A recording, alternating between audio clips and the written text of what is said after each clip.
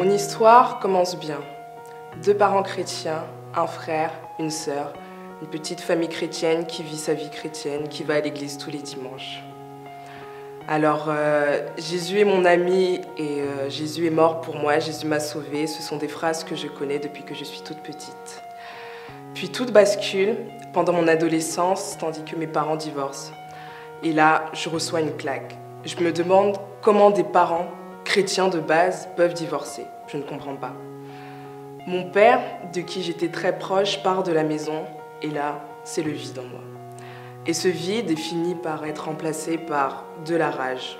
Et cette rage est alimentée par le sentiment d'injustice et surtout le sentiment d'impuissance face au déroulement de ma vie. Je ne comprends pas pourquoi ça peut se passer comme ça et je ne comprends pas pourquoi, si Jésus est mon ami, comment il peut permettre que ça se passe dans ma vie.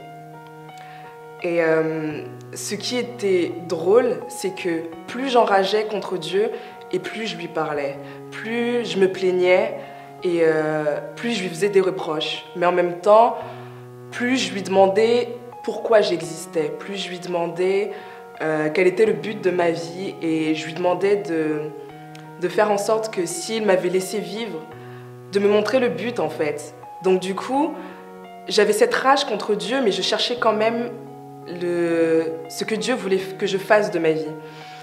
Et ce qui est fou, c'est qu'au fur et à mesure des années, j'ai fini par avoir mes réponses.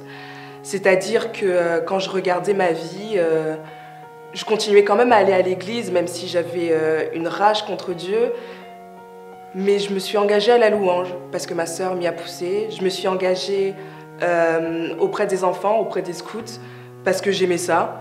Et je me suis rendu compte que par rapport à ça, Dieu m'utilisait. Dieu m'utilisait même si j'étais enragée contre lui. Dieu m'utilisait même si je ne comprenais pas tout dans ma vie, mais il m'utilisait quand même.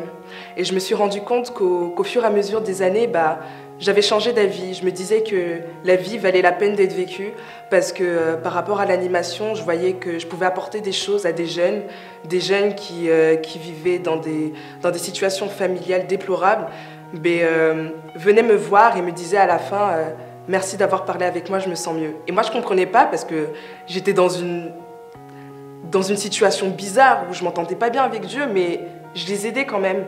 Et du coup, ça m'a fait changer la vision que j'avais de moi-même, la vision que j'avais de ma vie et du sens de ma vie. Et du coup, Dieu a changé la vision que j'avais de la vie et de ce qui pouvait se passer. Et du coup, je voudrais t'encourager, parce que tu sois chrétien ou pas, la vie n'est pas rose. Et je t'encourage à te faire meilleur ami avec celui qui est là-haut, parce qu'il gère tout et il a toujours un temps d'avance sur toi. Et rien que le fait de te dire que le boss des boss est ton meilleur pote, ça va rendre ta vie extraordinaire. Je m'appelle Axel et c'était mon histoire.